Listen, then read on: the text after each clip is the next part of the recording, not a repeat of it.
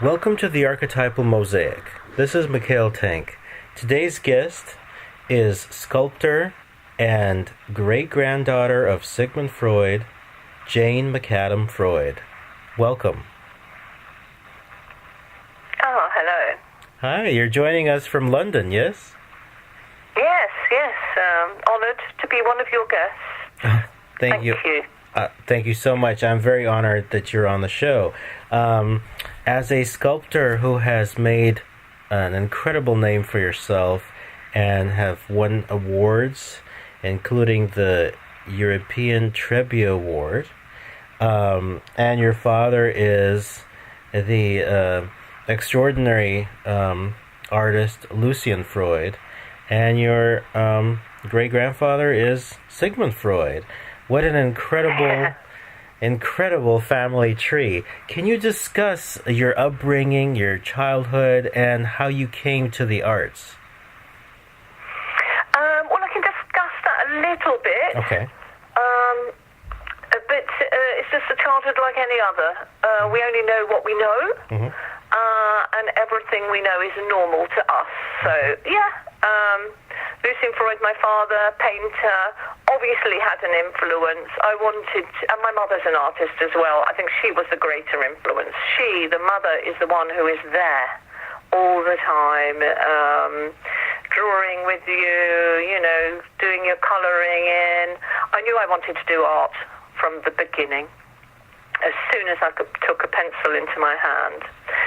So that wasn't in dispute. At primary school, other children would ask me, "Are you going to be an artist?" Which I always said a resounding no, because I thought it would be hell on earth with these two parents that seemed so unconventional. Children need boundaries. We didn't really have boundaries as such. I think it was the 1960s, and so I felt that they were looking to me for answers. I remember this one question: "What would you like to eat, Jane?" And I thought, gosh, I'm only like 3. I've only ever had Heinz vegetable and beef toddler food. So I had that up until I was about 6, baby food. So, it wasn't conventional, but it wasn't strict. I felt very free. Wow. And I also felt that my father watched most closely. He didn't speak much. Neither of my parents spoke much, but he watched me most closely when I was drawing. I felt I had a certain power over the world. Wow. When making art, when drawing. Strange, I remember that clearly. It felt powerful. Incredible. That's my childhood. And then tell me a little bit about your mom's art, and also the kind of warmth that a mother gives an artist. Yeah, how interesting you should ask that. I think about it all the time at night. I think about my mother, and I compare myself with her, and at certain ages. I think we do that as we get older, generally. Maybe the male does it with the father, who knows. So, my mother, she went to boarding school, a very posh, private, expensive boarding school in Surrey. It's a part of England. She went there from age 5, and her sister was 4. Now, can you imagine what a young age to be sent away from home? And I think this is the English way, really, in a certain, sphere of society. It's meant to be a good thing. But it was a Catholic boarding school. She was brought up by nuns, basically, at school. But I came home in the holidays. But it was a very quiet, rarefied atmosphere. So it left her not really chatty. So she wasn't a chatty mother. But, they don't hug, or, you know what the Catholic religion with the nuns is like, really full of repression, which is really ironic. Yes. Yeah. But somehow I think my father was attracted to Irish Catholic women, generally. And maybe it's where the Cohens and the Kellys meet, the Irish and the Jews, although his parents were, basically not practicing or orthodox in any way. They came from the Jewish line with Sigmund. So it's an interesting mix of the Catholic and the Jewish. It's very odd. But I wasn't brought up in a religious way. My mother told me, you can decide for yourself. She was very warm intellectually. You can decide for yourself. But I don't think physically, not at all. I think I had to learn to be physically warm. In Italy, I lived in Italy. I had a scholarship there for 3 years when I was very young, a sculpture scholarship in Rome. And I think I learned to be physically, on a daily basis, more warm, like... And I don't know, like the way they hug and kiss on each cheek at every encounter, this type of thing. Mm-hmm. That makes a lot of sense. And it's interesting that I can relate to you about the dual religion. I also... Heritage. Yes, very much so. And tell me, I'm also half Jewish from the paternal side. Tell me, the Jewish aspect of Sigmund Freud and how Jews have been kind of... placed on the sides of society back in the day, and now, of course, there's much more appreciation and stuff. Have you ever felt this dissonance, or historically were told about, how the Jewish part of the family was kind of repressed or pushed aside because of that? It's very interesting because when my mother left my father when I was 8 years old, from that point onwards, and I think before, she only used her name, McAdam. She didn't use his name. Okay. She felt it would be dangerous. Now, perhaps that was a fear of us being somehow treated differently if that was known, that side of our family, or perhaps it was because it was the 1950s and everything was much more... Well, it was the 1960s when... I was 2 in 1960, so I was born in 1958, so this is the late 50s. She's had me, her first child, with Lucian, my father, and I think it was maybe because society at that time was much more... anal, stuck in rules, wasn't so philosophical and expansive. Now 50% in London, over 50%, don't bother with marriage, but at that time it was quite a taboo thing to have children outside marriage, so it might have been for that reason. She wanted to keep private or hidden, I'm not sure. But we only used the name McAdam. But I was awarded on merit. I never really told anyone about my father. We moved away from him. I had hardly any contact with him, none at all really, until I was at least my late 20s, at least, could have been early 30s, a long time, over 20 years. So 8 to 28, about 20 years, over. So I really didn't talk about him, did think about him on a conscious level, and I suppose, more feeling the hostility about Irish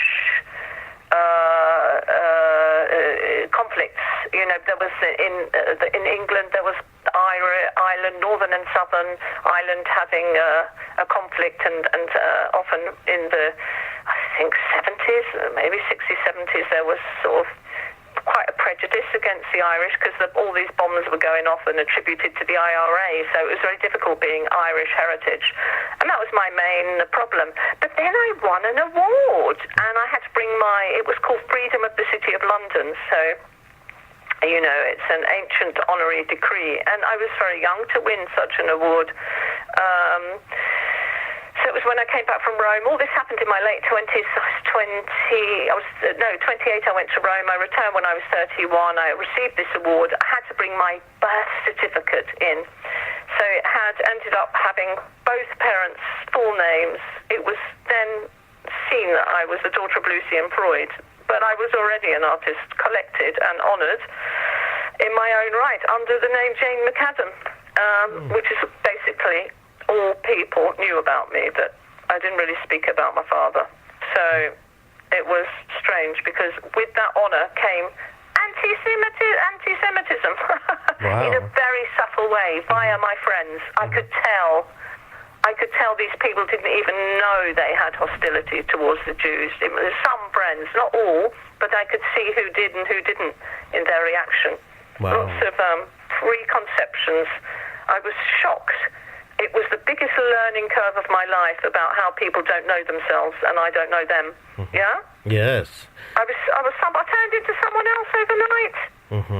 Yeah. And then, along with the somewhat prejudice that came from some of your friends and non-friends, did a lot of, Freud is such an archetypal, talk about an archetypal name. I mean, it carries so much with it, so much elegance, power, controversy. When people realize that you're, directly related to Sigmund Freud, what was their reactions to you? What did people say or ask? I think they became, I understand what you're saying. How did they take it? I think intimidation, a bit like I had become him, projection. Masses of projection onto me, particularly of Sigmund, which is very peculiar, but very obvious as well, so transparent. So I don't know. I didn't. I understood that that's what had happened. Yeah, that especially because my work, which is informed by psychoanalytic concepts. I found that a lot of psychoanalytic societies internationally, ones who were interested in exhibiting artists, they invited me, and I could see that their audiences, so the psychoanalytically informed audiences, projected Sigmund onto me. I became him in their eyes, not literally, but you know what I mean, as a projected carnation of him, their God. Very odd in that regard. Yeah. Now, some of your work deals with the concepts, as you mentioned. You've made a film called Dead or Alive about one of the theories of Freud. Yes. Can you discuss a little bit about that project? Yeah, of course. Yeah. Well, in 2005. I was asked by the Freud Museum whether I wanted a residency there. Well, it was an 18-month residency culminating with, it was January when I started, and it culminated in an exhibition in September 2006 the exhibition in the gallery there called I called it Relative Relations. So what I was doing was making a relationship between my sculptures and Sigmund Freud's collected sculptures. But when I say collected sculptures, I mean those antiquities he collected, between 2,000 and 3,000 small statuettes, parts of belts, like little tokens that went on the end of sticks in ancient times to ward off the enemy, like Janus-type heads. Anyway, I found that unwittingly, or we might say unconsciously, I'd used the same sort of scale, and up to that point, my work's different now, the same sort of patinations on the bronzes, the same sort of materials like stone, bronze, this type of thing, as Sigmund, and I'd find one of his objects in his study, and if it spoke to me, like it reminded me of something I made, I photographed it and then photographed one of my works, and I sort of put them together with a video editing program and made them cross over, and then return in each pair of images, so one of his, one of mine, and I saw the similarities and differences, and it was a way of connecting with Sigmund, because I'd been drawing these objects of his and touching them, touching objects that he touched he contemplated on, he rolled around in his hand. A lot of them are hand size, strangely, very intimate, which I'd been working with that scale at that time. I'd been working with that scale. So, it was I think, a growing project for me to connect with my family that I'd been so distanced from during the period of being 8 years old and 28 or 31. I think when I finished Rome, I'd say the clear 23 years, I'd say. For 23 years, I'd been distanced from that whole branch of the family, so I reconnected during my residency at the Freud Museum, which was between 2005 and 2006, by drawing those objects that Sigmund collected, photographing them, and then making a film about how they connected with objects I'd made unwittingly that reminded me so much of, in hindsight, of Sigmund's collected. I call them sculptures.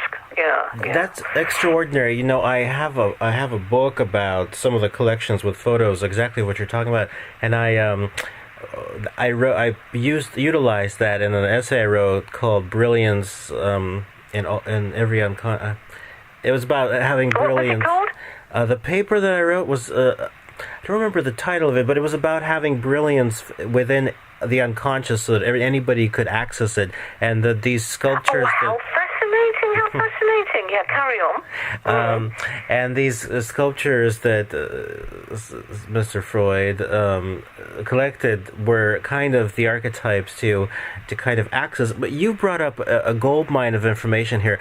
First of all, in terms of any of these archetypal, tangible goods, were you ever passed down a sculpture or a piece of talisman which provides you, let's say you touch it and you hold it or you put it near your art studio, and it enlivens something and it brings you into a different realm, anything like that?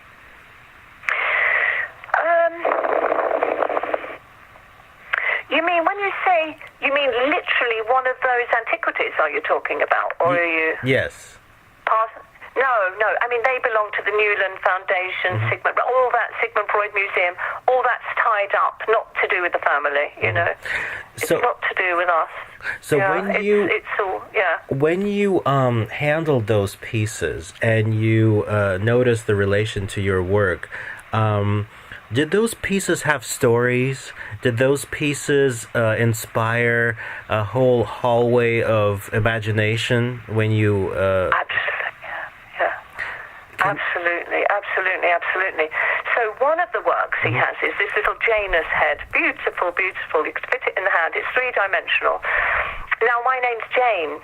It inspired a whole new thought process about animism, Jainism, animism, the ancestors, first civilizations, so the origins of man, who dealt with that. Like, there's an artist called Claudio Costa who sort of devoted his work, his life's work, really, to looking at the origins of man and the origins of religion. And I became interested in the movement that he first aligned himself with, which is Archetypal.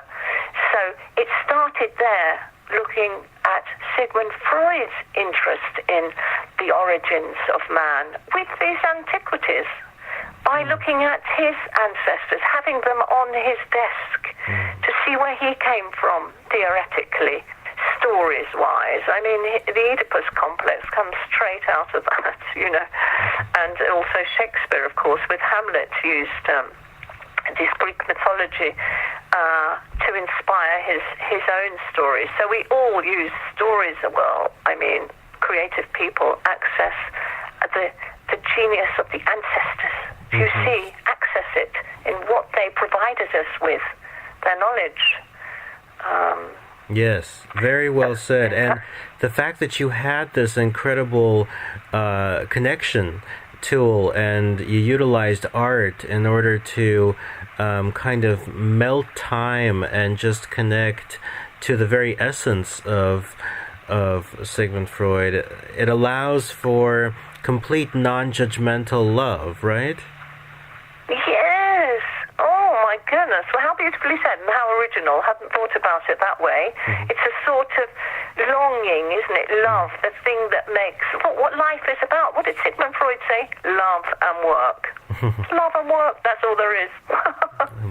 How interesting. Now, tell me a little bit about, now your father's work, I read, was actually sold for the largest amount of money for a living artist, $30-something million and etc. So your father's work was exceptionally praised and adored while he was still living. Now that's a very rare thing. Do you remember how he responded to that, since it's such a rarity? Yes.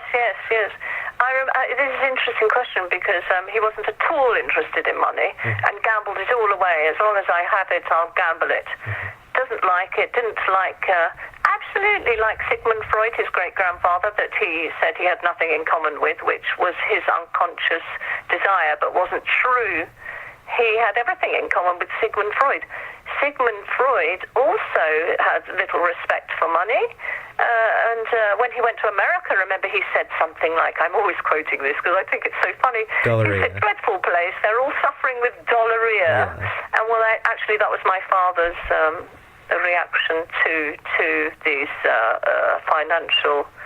I mean, people were making him successful because people will only represent you in such an enthusiastic and full-on way. They're making some money. So because he wasn't interested, and they were, it was very beneficial. It was a reciprocal relationship. They were very interested. He was not very interested, and it was a perfect combination. Wow. So his art became successful. I don't know if you can understand what I'm saying. But I understand, and I think it's fantastic when somebody can sell art that very nonchalantly and just gamble it away. That's a spectacular option. He was interested in the art, not the money, the art itself, a very purist way, yeah? And the art that sold was, in a way, very Freudian, too, because it was a large-scale lady on a couch, right? Was it that piece? Yeah, Sue Tilley, yeah, I know Sue, yeah. Many sold, but this was one because it was so unusual, because it wasn't about beauty, very clearly, it was about something else, yeah, flesh. Wow. Yeah. What was it about? You mentioned flesh, but... Flesh, because also he liked being with people who would otherwise be intimidating, frightening, or not the norm, I suppose, something interesting. And I think bodies like this are fascinating. Are they not fascinating? Absolutely. All bodies are fascinating. Absolutely. But even bodies are fascinating. I think he was really interested in the body as a vehicle. And that a big body is interesting. I like Lee Bowery. Actually, Lee Bowery was the main person that he was interested in. Lee Bowery recommended his friend Sue Tilley, and then Lee Bowery died, and then I think my father was very close to Lee Bowery. He really admired that someone so big and powerful and frightening could be so tender, sweet, and good company, which he was. I mean, Sue Tilley herself told me that he was adorable. I mean, everyone loved Lee Bowery. He was a massive guy in every sense, and very nice. And I think my father missed him terribly, and so Sue became a sort of substitute. Do you know what I mean? Yes, I do. Because they could both talk about Lee Bowery, I imagine, together. So it was more about Lee Bowery, and then it became he sort of morphed into Sue Tilley, another large person, yeah? Now that would be an interesting portrait of the two of them morphing. That'd be interesting, too. But that's us, isn't it? I mean, as artists, nobody can give an idea to an artist because we have to have our own. Yes. We have to have our own. It's all part of it's like growing another arm, an idea.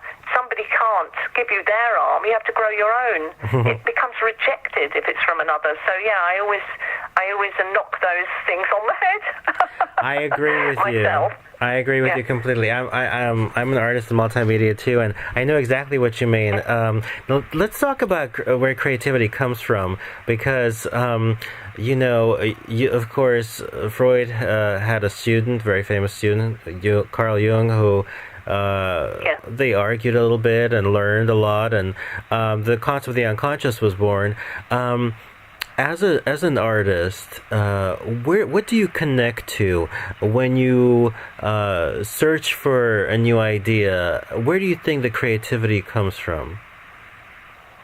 I don't search; it finds me. It's the other way round.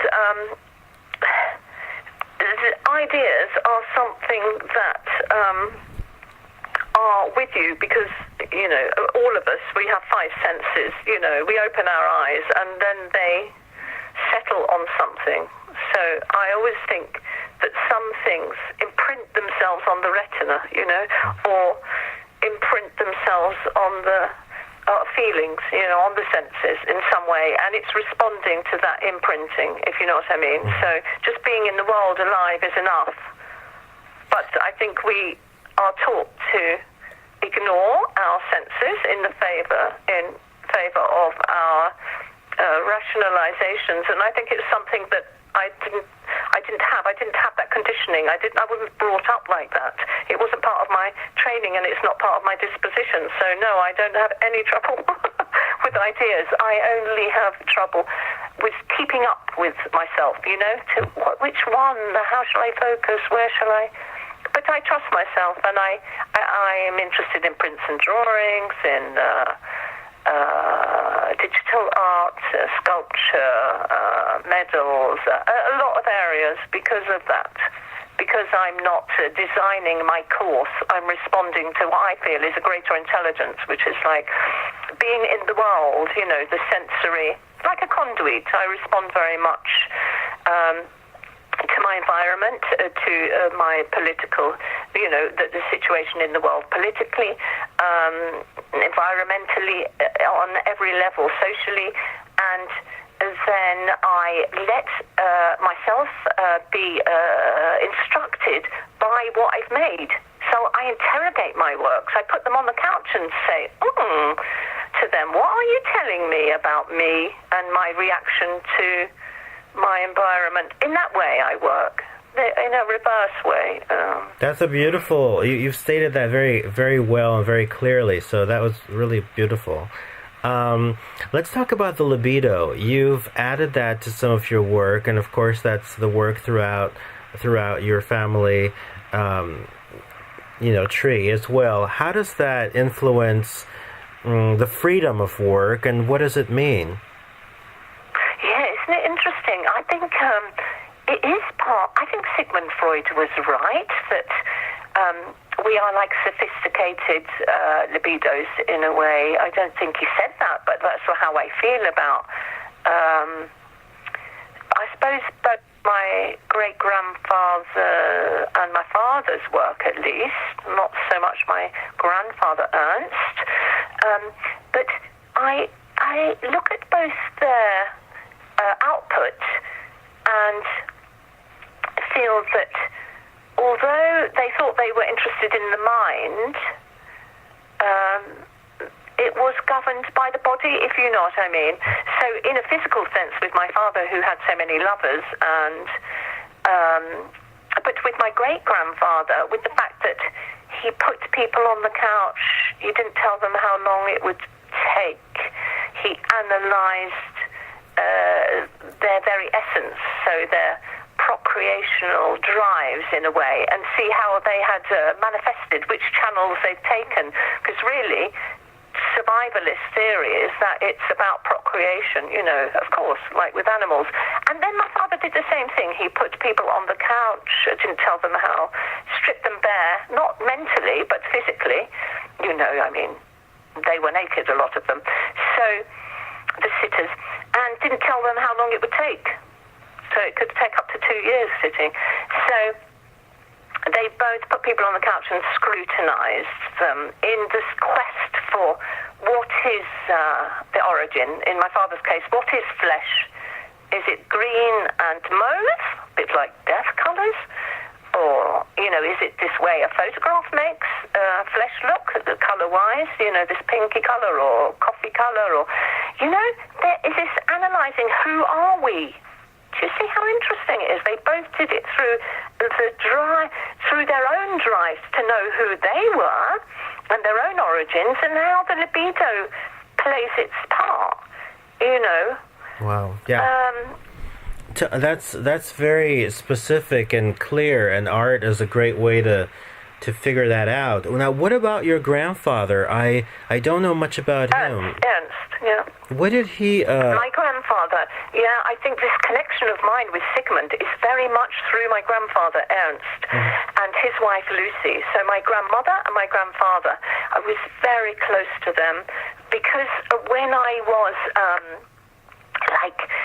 4 years old, my grandmother, she followed my father to his house. He was very private and didn't tell her about any of his children, apart from the two legitimate ones, the Kitty Epstein's daughter, basically, you know, my half-sisters. I have two half-sisters. Now, they came through his first marriage, and you know, my grandmother knew about them, but nobody else. But she was suspicious because he wasn't with them, you know, he was elsewhere. And so, I mean, they split up, basically, they divorced. So she was very intrigued. He was her favorite son. He was her favorite.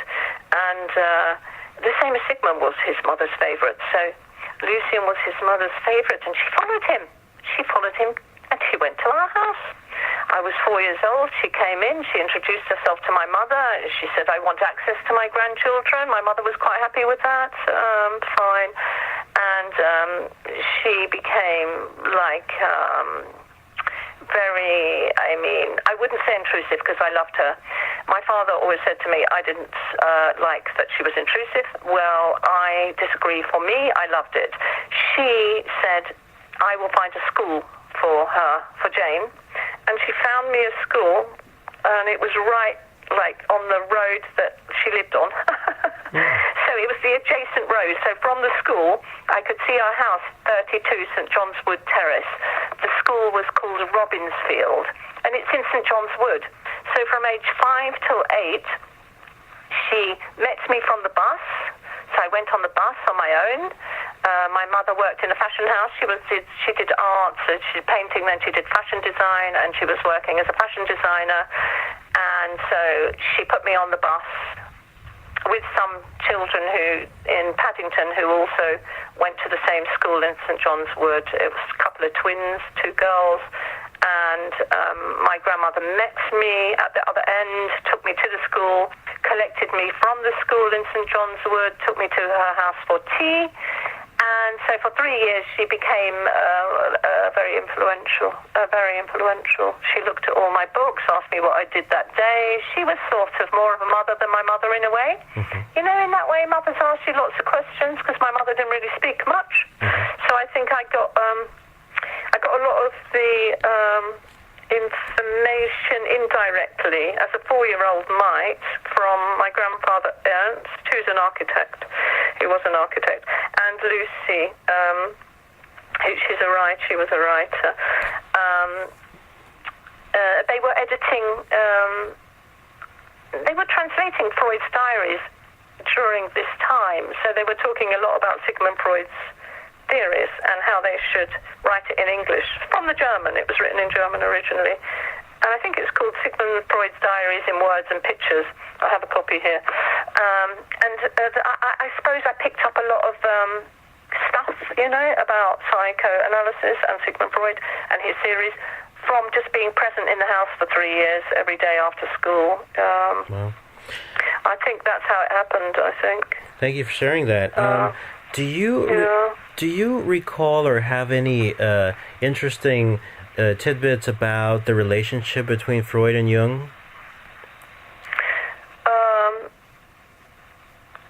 Well, do you know, I don't know a lot about Jung, interestingly, because I'm not a psychoanalyst. I like the idea that he was very interested in archetypes. Of course, I love that. I love that, and as an artist, I'm interested in that side of things. But I do think it's part of the same tree, and I think we see more differences than we do similarities because they're sexier, more interesting. But actually, I think there are more things. They have more things in common than otherwise, and it all comes. And Jungian theory comes off the tree of Sigmund's theories. He was the older man. He was the one who took Jung like a son, into the fold. And I think the thing that divides them more is religion. I think Jung wanted gods, and Freud wanted to demythologize and analyze our need for God. The difference between them. Whereas I think Jung wanted to be. He wanted to be. In the service of a greater good or something like God. But also I think that Freud was much clearer about boundaries and not developing relationships with patients. And as we know, Jung, he wasn't a strong man, he was a human, and he didn't put his patients first. He couldn't do it. His libido was too strong, and he had affairs with patients. And I feel that's the difference between the two men. For me, as a woman, I prefer the attitude of Freud, who protected his patients. Wow. From his own libido. I prefer it. Yeah. Very nicely said. Tell me, thank you for giving me that news. Tell me about, what do archetypes mean to you? What is your personal definition? Oh, crikey, I don't know enough about it. Then I suppose my personal definition. Okay, we'll take Jung out of the equation. My personal definition is I'll use an example. I think we have the biggest archetype we have is like God figures. God, fathers, men, and women. I think it's all branched off that. I mean, we need to have a generalized idea about something just because that's what we've known through religion. Yeah.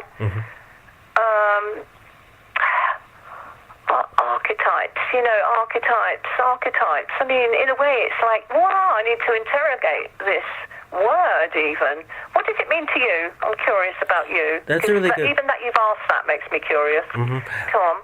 It's a good point, because archetypes are, in a way, they're kind of psychic images which completely remove the concept of time, and they can transport us and bring forth the energy of whatever the psychic image retains. So that's why it's so incredible, the work that you did with the sculptures from Freud's personal collection, and then your sculptures, because they're forever alive, as long as they're protected physically, and whatever that they can, the soul that they can take with them throughout, wherever they are, it lives through all these generations when people pass on. So there's all this living energy that's stored inside. It can be images or objects or etc. So it's isn't that fascinating? Because like with music, Mozart is still alive. He is his music. It's like he's morphed into another sense. Now he is music. That's you see true. how he stays alive. Yes. Or all music that is carried on playing, classical music especially. So I can see what you're saying, but you see how interesting it is that you know more about archetypes than I do, because my knowledge is definitely Freudian theory and not psychoanalysis general. I love it. Like Absolutely. Jungian. Yeah, because of my great-grandparents, and this is how I've learned it as a small child through his theories. So I'm it's not like I'm taking a conscious interest. It's become part of my unconscious interest, Beautiful. So different. They're kind of like time machines. Now, let's talk a little bit about the family. I want to talk about your art, because we are gearing towards the completion of the interview, and it's so exciting and interesting to talk to you that I just have so many questions, but I'm going to have to just narrow them down. I want to talk about a little bit about the family, your art that's coming up, and also a couple of more questions. Well, let's talk about the family first. Now, there's a lot of, great-grandchildren and also children, and do you guys ever get together for a family photo or for annual family get-togethers? And then have you been to Freud's grave, and what was your experience? What's the last part of that question? Have you been to Sigmund Freud's grave, and what was your feeling and experience? Okay, so to answer the first part, parts of the family get together for family reunions, especially certain cousins always like to have this sort of thing, but it's quite a disparate family, really, so not everyone turns up everywhere, so it's a bit like any family, of course, and probably made more disparate than most. The grave, I actually was inspired by the Golders Green crematorium where Sigmund Freud is interned. Is it called interred? I don't know what the word is. I think it is, yes. And I was so inspired that the film I made, the one you talked about, where I put my object with Sigmund Freud's objects and crossed them over and brought them back, it's called Dead or Alive. Now, one of the reasons was because I was looking to see where is he now physically. So I went to the Golders Green crematorium. I saw who his neighbours were in death, and I found that his first neighbour was Kathleen Ferrier, the classical English singer, and I played some of her music, and I used her music for the soundtrack of the film, Dead or Alive, because I thought in death now, she could be singing to him. He famously didn't like music much, didn't relate to music, yeah? Mm-hmm. And he said he would leave home if they allowed his sister to play the piano. So they removed the piano, and he didn't leave home. When he was about 8 years old, Sigmund Freud. So I thought maybe he could learn from Kathleen Ferrier in death, because he's interred next door. I know that sounds quite religious, but I just mean an artistic fantasy. Yeah, I love it. For my film. Yeah. And so, so I did go there. And actually now it's become current as well, because, there is a Nemon, the sculptor Nemon.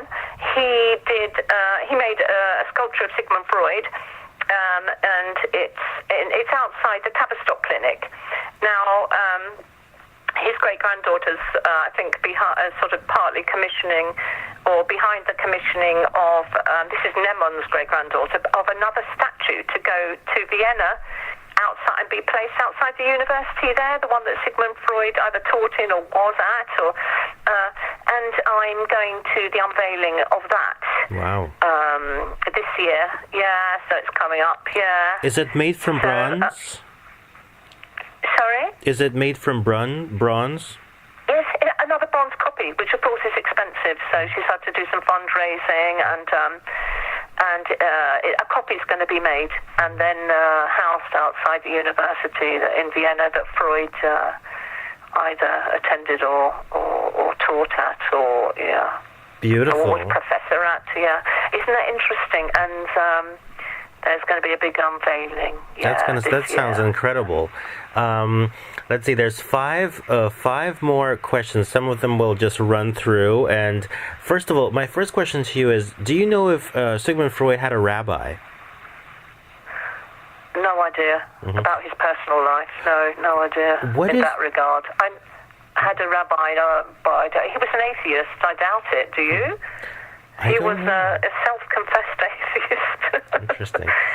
So, I'm not sure. Now, tell me, what was your favorite fairy tale throughout your life? Oh, my God. Do you know? Oh, it was The Princess and the Pea. How did you know I had one? The Princess and the Pea. Do you know that story? I'm sure I've read it, but tell us about it, and what inspired you about it? It's very very moral. It's about virginity, really. Now, it was that wasn't what inspired me. It was about this many mattresses. Oh, yes. The king, he wanted to find a princess, but she had to be the right one. So he put a P at the bottom of 20 mattresses, but only the princess who lay on the top mattress that said I had a terrible night. There was something irritating my back in the bed. And only when he found that princess that had the terrible night's sleep, then she was the one for him. So it's about the sensibilities. To me, it was about the sensibilities. I remember thinking, how fascinating. Trying to imagine how below 20 mattresses you could feel the presence of a pea. Yeah, I found it so fascinating. I think it appealed to my imagination, but really, of course, it's about the pure. He wanted to marry the virgin, maybe. In adulthood, I thought, maybe it's about this. But that was my favourite, my all-time favourite. I loved it to death. I mean, loved it. There's a Russian movie with a great actress, Alisa Friendlich, and that's an interpretation of the fairy tale you like, and I remember watching it and I loved it. Also, it reminds me of the many, many layers of the conscious and the unconscious, all the mattresses. Yes, of course it does. The layering, and beneath the layering, always like a computer, always the files are still there. Yeah, fascinating. The next and the last three go like this. Any special item that you have from Sigmund that is special for you?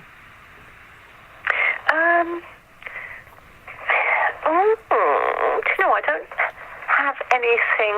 Unfortunately, I was 8 years old. My mother moved without telling anyone. She was running away from my father, so she didn't tell anyone, not even my grandmother, who did eventually find us. She did. But it wasn't... I've got things... Well, I haven't even got things. She bought me so many things. No, I haven't. I'm even looking around now. I've got a beautiful little bust of... made by, I think, Neman, of my grandfather Ernst. I've got a lovely bust, got a lovely black and white photo of my grandfather, but I've got even things by Epstein, Jacob Epstein, but I haven't got anything from Sigmund Freud, not that I can see, and not that I can remember having been given by anyone of his, which even the museum didn't give me anything. Isn't that funny? I was artist in residence for 2 years, but everything's very precious, you know. Oh, I took to a cast. I have two little... I didn't take a cast of the objects, but I modelled my two favourite things at the time, which is a Greek bust and a Roman bust, tiny, facing each other, on the mantle in Freud's study. I made two sculptures based on them. Wow. So I have works based on his objects, yeah. That's spectacular. And do those objects have a story? Do they talk to each other in your mind in a way, or do they have a conversation? Yeah, they talk to me about Sigmund's interest in conceptual art, about meaning. Conceptual art is about meaning. I'm very interested in that aspect of sculpture, the meaning. And I think he placed everything according to his view of the world and the meanings attributed by those objects. The meanings he attributed to those objects, I should say. Now, his desk, of course, had the bear in the west, the monkey in the east, the classical world in the middle with Athena. But on the mantle, I noticed he had Venus on one end of the mantle facing... so Rome facing Greece. So he had an ancient Greek head. It's broken off something. They're tiny. They would fit in your hand, but they're three-dimensional. And he put them both on little plinths, the same plinth, one from Greece and one from Rome, and Greece and Rome facing each other. And I thought, look at that. That's not for nothing. Nothing else on that mantle, just those. And I was inspired, having spent 3 years in Rome and seen how much Rome is born out of Greece, artistically speaking, with the statues and everything, and the way they're made. And so I enlarged both of those works as a reminder to me that, in a way, all artists were inspired by Freud, Sigmund Freud, not for no reason, but because he was one of the protagonists, that started the conceptual art meaning. So not about necessarily craftsmanship, but about placement, about objects speaking to each other. Remember his famous phrase about his antiquities? Stones speak, he said. Beautiful. Stones speak. And I thought, look at that. If that isn't the beginning of conceptual art, unwittingly, I don't think he did it on purpose, it was unwitting. And artists picked up on it, though, and I think there is still a very popular place to exhibit. That is, the Freud Museum is a very popular place to exhibit for artists, contemporary artists. It's wonderful that you have taken on the role of some of his greatest appreciations of art, and you have become an artist of sculpture, some of the things that he valued the most. So it's incredible that you've, kind of honored him in this way. Do you know what? You're saying that. I think I'm almost genetically primed to do it. I believe it because if you think about it, we're all just the product of our parents, the same flesh, blood. Even memories are considered to be potentially passed on, if you know what I mean. Not in a literal form, but like anxiety is held in the body in a certain way because that's how we're primed to hold them. And consciousness, when Susan Greenfield, the neuroscientist, tried to find where does consciousness reside, she found every cell of the body. Every cell of the body. So that was her conclusion. So I think in some ways I'm like acting out the love of sculpture that Sigmund had in another way, Somehow I've inherited that sensibility. He collected sculpture, I make sculpture. But do you know what they say about collectors? They're frustrated artists, Yes. Collectors of that subject of that type of art want to make it really, but they collect it instead, That's beautiful. You're almost the free id that Freud wished he had. I like that. That's hilarious. That is fantastically put. Isn't that? It's like a free radical, a free id. Yes. Now, you have some incredible upcoming works. You're going to be an artist in residence in Genoa, and you have some additional works coming up in May in Italy and in June in New York. Can you briefly describe some of those upcoming works? Yeah, I'm artist in residence, as you say, in the old psychiatric hospital in the fourth quarter in Genoa, in Italy, so sometimes pronounced Genova. So that's a year's residency, almost a year. It will culminate with an exhibition towards the end of October. So I'm off in February to start the work there. I'm going to make the work there.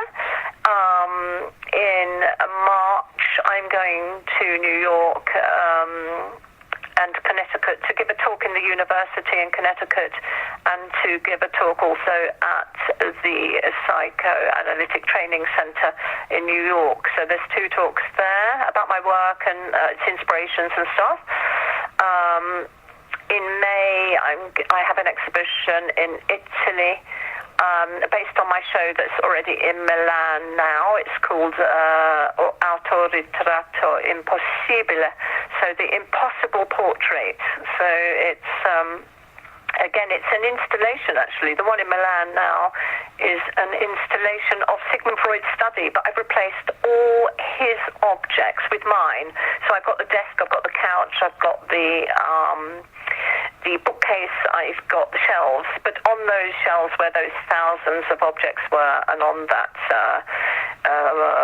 table, a desk, are my objects instead of his, but it still looks very much like Sigmund Freud's study because I've painted it all blood red, not because he had those red curtains and there's a dominance of that colour, I feel, but I wanted it to feel like the inside of the body somehow, like I wanted to be inside the exhibition, like being inside the womb, maybe, in the body. So that's, you can find that online anyway. It's called CE Contemporary, the gallery, and it's in Milan. And The exhibition's called L'autoritratto Impossibile, Impossible Portrait. So in May at the Palazzo Tagliaferro in Andorra in Italy, there'll be some works from the Milan exhibition there. Also, in June, there's a conference about my work in New York at, I think, one of the universities. I haven't got the details in front of me, but then I've got a lot of things coming up and a lot of things to remember, but that will be on the 23rd of June. I've been put forward for another fellowship in Italy again. I have this love affair with Italy. So I'm not going to say too much about that, but it'll be in Umbria for about 6 weeks. It's a sort of artist residency again. We haven't settled on the dates for that. And so that's not all the things I'm doing, but I think it's enough for me to talk about. For now, the main things. That's an exquisite schedule, and you know, for the audience, we are talking about 2018 because this interview may be listened to for years, years in the future, so that people know that we're talking about 2018. The last question is, Freud can be considered controversial by people, misunderstood by many. What would you say on his behalf to people who misunderstand him or try to denounce his work? Oh, sorry. What would you say about what? It cut out a bit there at the end, yeah. Sure. For people who either don't care for or don't understand some of Freud's work because some of it is misunderstood and controversial, what would you say? I mean, I know it's kind of a general question, but What would I say to those people? Yeah, what would you, if you were to kind of speak from the grave in a way, or speak from the past? What would you say if you could? I would say to those people who maybe feel that Freud has fallen out of favour or isn't relevant, that I think he's needed more now than he ever was. In the times we live in now. He said a lot about group psychology. He wrote a lot about war. He consulted with Einstein about it. Revisit him. Revisit Freud. Beautiful. That's what I'd say. Beautifully It's said. not all about sex. That is a misnomer. That is only one aspect of his work, that we are libidinous animals. And the Oedipus complex, it's not all about the Oedipus complex and those stages of development.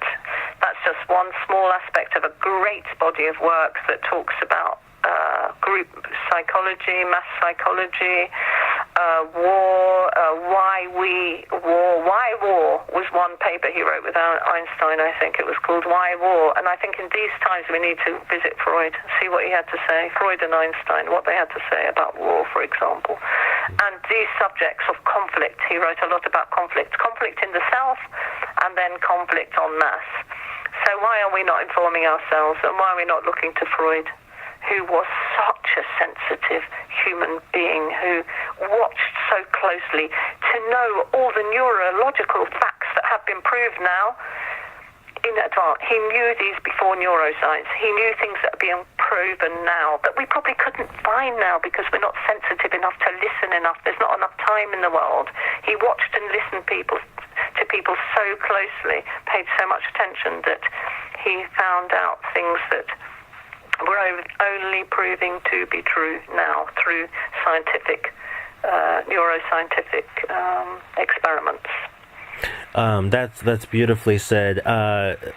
Two mini bonus final questions. Do you have a favorite painting of your father's, or a favorite work? Do you know, it changes all the time. I loved the etching he did of the doctor who was looking over him in the hospital when he was having an operation. I found it really powerful. And maybe he was looking in a half-unconscious way, and I think it sort of shows the power of the unconscious. Somehow it's so intense. It's got so much energy. It's an etching. of a doctor. And the view is from like the patient looking at the doctor from the bed. Oh, I don't know. I found that really uncanny. It's not a painting; it's an etching. But still, I still answered your question in my way. There's definitely a conversation there, a silent conversation. And the final question is about soul. From your perspective, perhaps your parents and even Sigmund Freud's. Hang on. My final question is about what? Soul. Soul. What? Soul. Soul. Yeah. S-O-U-L. Yes, that's right. I'm just wondering, from your perspective, perhaps if you know of your parents' perspective and grandparents and even Sigmund Freud's, what is the consensus of what the soul means or is, or? I have no idea about the consensus. I only know my own, not conclusions, but know about my own reflections, perhaps, on